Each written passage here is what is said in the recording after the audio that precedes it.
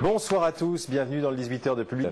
Le week-end politique a été dominé par la surenchère pour capter l'électorat d'extrême droite qui, selon un récent sondage, aurait un potentiel de 34%.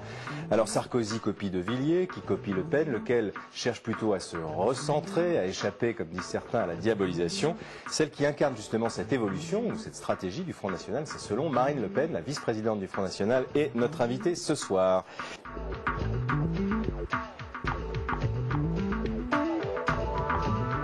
Marine Le Pen, bonsoir. New Look ou plutôt Front National gentil, comme dit Bruno Gollnisch, qui est d'ailleurs un peu dubitatif là-dessus. Alors Philippe de Villiers, lui, il a l'air de penser qu'il faut être un peu méchant pour réussir en ce moment. Et par exemple, je voudrais savoir ce que vous pensez de sa dernière déclaration. Par exemple, est-ce que vous pensez que, comme lui, qu'il y a des musulmans modérés, mais pas d'islam modéré? Je pense que ces dernières déclarations sont irresponsables. Et je pense qu'elles peuvent être le terreau quasiment d'une guerre civile. Parce qu'en réalité, M. de Villiers exclut totalement la notion même de nationalité pour se fonder uniquement sur l'appartenance religieuse. Or, il existe des Français musulmans qui respectent le pacte républicain et il ne faudrait pas les mettre au banc, je veux dire, du pays qui est le leur, sous prétexte qu'ils sont musulmans. Mais ils peuvent être aussi enrôlés dans des organisations extrémistes. Parce qu'il dit que, par exemple, la Roissy, dans son livre qui s'appelle Les mosquées. Mais il mélange tout. Ouais. Et c'est bien ce qui m'inquiète. Et c'est bien ce qui me laisse penser que M. de Villiers n'a pas la carrure d'un homme d'État. C'est quand on est un homme d'État responsable, on ne mélange pas tout. Alors, il est vrai qu'il y a probablement des visées de la part d'islamistes dans notre pays. Nous les avons dénoncés, nous, depuis de très longues années, sans d'ailleurs que M. de Villiers ne s'intéresse à ces questions-là. Nous avons dit depuis le départ... Vous connaissiez le cas de Roissy? Bien sûr, bien entendu, c'est un rapport de police qui date de 2003. Vous voyez, ça fait longtemps qu'on en entend. Donc vous aviez connaissance? Bien entendu. Mais beaucoup de gens avaient connaissance de ce rapport, depuis 3 ans. Bon. Mais il faut savoir que l'islamisation, ce qu'il appelle l'islamisation, et l'islamisme, qui est une partie d'un pouvoir politique qui est utilisé par certains au cœur de notre République, sont les conséquences d'une immigration massive. Or, comme d'habitude, M. de Villiers, comme tous les hommes politiques, s'attaque aux conséquences, mais refuse définitivement de s'attaquer aux causes des problèmes. Vous dites l'immigration, mais lui dit, justement, effectivement, il parle de l'islamisation et de l'islamisme, mais il dit parfois dans ces organisations, il y a des Français de souche qui sont convertis à l'islam, et ce qui importe, c'est qu'ils soient enrôlés justement dans ces organisations-là. Mais écoutez, il y a des délinquants, il y a des criminels, il y a des assassins, il y a beaucoup de gens qui peuvent faire du mal aux autres. Bon, c'est de cela qu'il faut combattre en tant que tel, en tant que criminel, en tant que terroriste, en tant qu'assassin. Mais ce qu'il faut surtout, c'est, à mon sens, réitérer quels sont nos principes républicains. Et il faut les défendre envers et contre tous. Or, ces principes républicains ont été abandonnés par la classe politique depuis plus de 20 ans, dont M. de Villiers faisait partie d'ailleurs. C'est l'une des surprises d'ailleurs quand on feuillette votre livre qui s'appelle La Contreflot, qui vient de paraître chez Grancher, c'est que vous êtes vraiment, vous enflammez sur la République, vous citez même Jean Jaurès, Pierre Mendès France, vous réclamez de la Révolution française, ce qui ne doit pas être le cas de tout le monde au Front National, non? Mais moi je pense que ce qui fait la spécificité de la France, la spécificité du modèle républicain qui est le nôtre, c'est un certain nombre de piliers. C'est la souveraineté nationale, la souveraineté du peuple, c'est la laïcité, c'est l'unité nationale. Or je m'aperçois que sous des coups de boutoir de plus en plus importants, que ce soit de la discrimination positive, que ce soit les propositions de droit de vote des étrangers, que ce soit les propositions de M. Sarkozy de financement public des mosquées qui sont en violation totale avec la laïcité, nous sommes en train d'abandonner les piliers de notre République.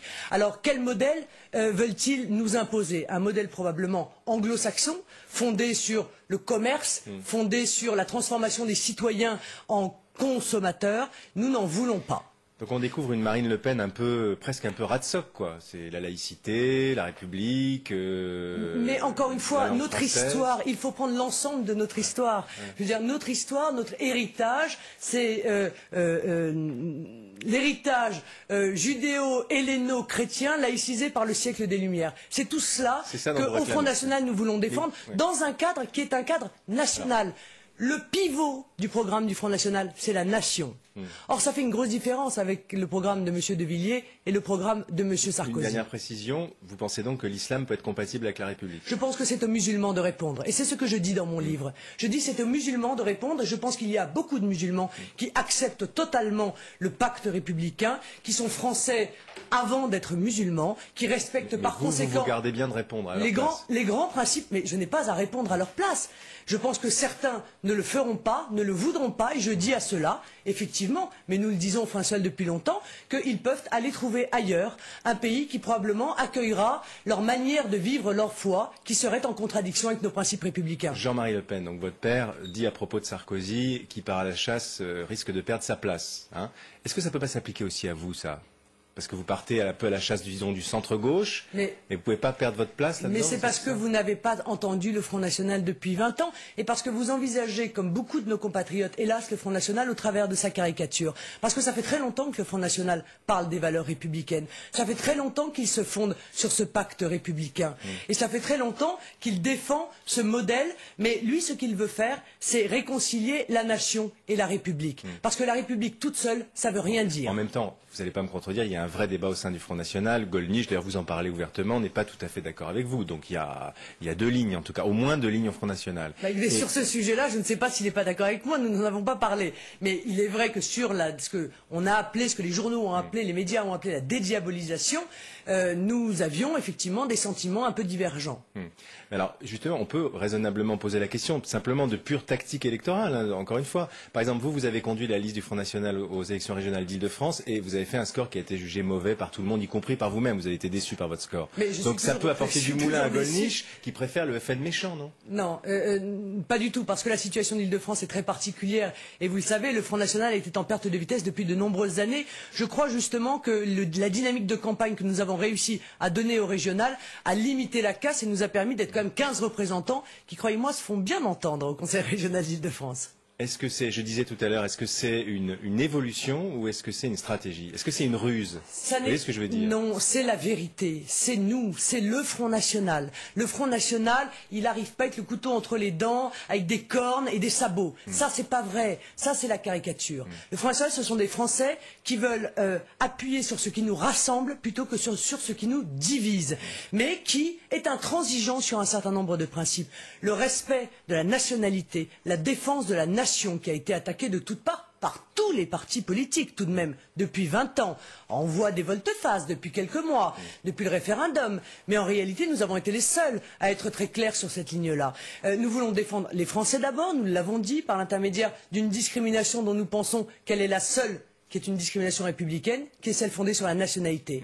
Bien, moi, je préfère une discrimination fondée sur la nationalité qu'une discrimination fondée sur la religion, comme celle que propose M. De Villiers, ou sur l'origine, comme celle que propose M. Sarkozy. D'autres sujets, par exemple, sur lesquels on ne vous entend pas beaucoup, le CPE, vous étiez pour ou contre? Le CPE, je trouve que c'est minable. C'est une proposition minable. C'est en fait ce que font tous nos politiques depuis des années, c'est la gestion de la faillite. C'est la gestion des conséquences de la mondialisation. Plutôt que de tenter de trouver des éléments pour lutter contre cette mondialisation et pour préserver nos ouvriers, nos travailleurs, eh bien, on organise en quelque sorte les effets de la mondialisation pour qu'ils soient les moins durement ressentis par nos compatriotes. Donc vous êtes d'accord avec ceux qui ont manifesté contre cette mesure minable? Je pense que c'est une mesurette assez minable, il faut bien le dire, qui n'était pas à la mesure de la révolution culturelle et économique qu'il faut dans notre pays. Et contre laquelle les gens ont raison de se battre alors? Mais c'est pas pour ça. Mais non, mais écoutez, c'est pas pour ça qu'ils se sont battus. Moi, je crois très sincèrement que c'est pas contre le CPE, c'est contre tout le reste. C'est contre l'insécurité sociale, c'est contre la crainte qu'ils ont de l'avenir, c'est contre le fait que, effectivement, quand on a un contrat comme le CPE, on peut pas s'engager dans la vie, on peut pas louer un appartement, on peut pas faire un prêt auprès de sa banque. C'est tout cela contre lequel ils manifestent. C'est l'insécurité dans laquelle ils vivent tous les jours. Vous expliquez beaucoup dans votre livre que l'immigration, pour vous, c'est essentiellement un problème économique et social, et pas culturel et religieux. Je pense que la conséquence d'une immigration massive pose aussi une difficulté d'identité, qui est ressentie durement par nos compatriotes. Mais au départ, c'est un problème économique et social. Au départ et parfois aussi à l'arrivée. Mais au Royaume-Uni, par exemple, je voudrais vous citer cette statistique. Le Royaume-Uni qui a intégré 223 000 immigrés cette année, essentiellement des pays de l'Est. On vient de publier une statistique, le gouvernement vient de publier une statistique. Il dit que ça lui a rapporté 500 millions d'euros supplémentaires en recettes publiques et 3 milliards de suppléments de produits intérieurs bruts. Donc les Anglais disent, l'immigration, c'est très bien. Oui, mais parce que les Anglais, ils font venir chez eux des gens qui travaillent. Nous, il y a 5% d'immigrés qui rentrent légalement dans notre pays qui ont un contrat de travail. Et il y en a, c'est pas moi qui le dis, c'est le sénateur socialiste M. Otili, 600 000 clandestins qui rentrent par an dans notre pays. Et tout cela à la charge de nos compatriotes. Or, nous ne pouvons plus supporter cette charge financière. Voilà, nous sommes en voie d'appauvrissement. Tout le monde s'en rend compte. Est-ce que vous avez des désaccords politiques avec votre père? Écoutez, ça peut m'arriver, mais beaucoup moins probablement qu'on ne le pense. Par exemple, sur l'Iran, le fait qu'il ait dit récemment qu'il trouvait que c'était pas anormal de laisser l'Iran avoir la bombe atomique. Je crois que là encore, sa position a été caricaturée, et notamment par l'intermédiaire des déclarations de M. De Villiers. D'abord, la question qui se pose, c'est comment empêcher l'Iran d'avoir la bombe? Parce que c'est bien beau de se battre sur les principes. Encore faut-il avoir les moyens pour empêcher l'Iran d'avoir la bombe. Nous n'en avons pas les moyens. Voilà. Personne n'a les moyens de l'empêcher. La diplomatie, les sanctions économiques, si on veut se les donner, peut-être qu'on peut les trouver. Et la diplomatie, encore faudrait-il que la France existe sur le plan diplomatique. Or, elle a beaucoup perdu de son influence et je le regrette, croyez-moi, profondément. Mais il faudrait aussi faire la même chose avec la Corée, qui a aussi la bombe, avec le Pakistan, qui a aussi la bombe, avec l'Inde, qui a aussi la bombe. Vous citez pas Israël. Et Israël qui a aussi la bombe. Mais il y a comme ça toute une série de pays qui ont la bombe atomique. Nous pouvons espérer que la bombe atomique étant une bombe de non-emploi, une arme de non-emploi, une arme de dissuasion, eh bien personne n'aura la mauvaise idée de l'utiliser. Vous n'êtes pas trop en désaccord avec lui sur l'Iran. Est-ce que par contre, est-ce que lui a évolué comme vous? Parce mais je ne sais pas que je suis en désaccord. Non, vous n'êtes pas en désaccord. Non mais imaginons, d'accord, quelqu'un était en désaccord. Que faire? La guerre? Non, mais qu'est-ce qu'on fait sur l'Iran? Pour empêcher l'Iran d'avoir la bombe, on fait quoi? Parce qu'encore une fois, la politique c'est l'art du possible.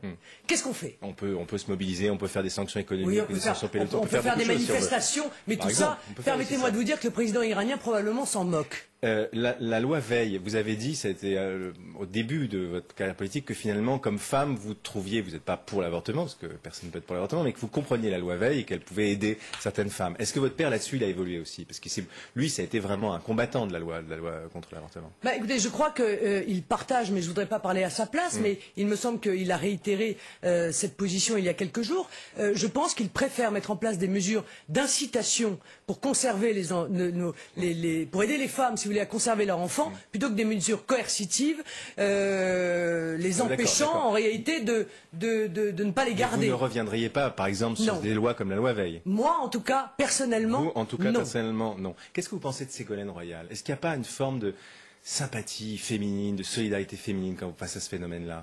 Écoutez, de ce qu'elle montre d'elle-même, en tout cas, elle n'est pas désagréable. Est-ce que ce qu'elle montre d'elle-même est la réalité? Peut-être en apprendra-t-on plus dans son livre, justement. Quel est le fond de cette personnalité? A-t-elle réellement une épaisseur? Qu'est-ce qu'elle a traversé comme épreuve? Comment est-ce qu'elle les a vécues? C'est ça aussi qui importe dans un homme ou une femme d'État. Il faut savoir qu'est-ce qu'il y a au fond des tripes de quelqu'un. Vous vous sentez plus proche d'elle ou de Sarkozy, par exemple?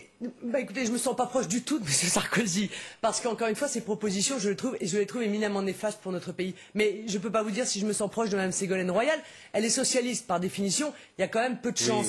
Mais le problème, c'est que je ne connais pas son programme. Ni vous non plus d'ailleurs, ni personne. Si vous voulez, ce qui me dérange. C'est pas même pas une forme de sympathie quand vous voyez son parcours. Non, mais son parcours n'est pas le mien. Enfin, je veux dire, elle est passée des couloirs quand même de l'ENA aux couloirs des ministères. Bon, c'est pas non plus absolument extraordinaire. Mais ce que j'aimerais savoir, c'est qu'est-ce qu'elle pense. Dernière chose, Marine Le Pen. Est-ce que vous êtes sûr à 100% que Jean-Marie Le Pen sera candidat en 2007? Oui, je suis sûr à 100%. Et croyez-moi, nous sommes derrière lui pour le mener le plus haut possible. Merci beaucoup. Merci d'avoir été avec nous ce soir. Tchernobyl.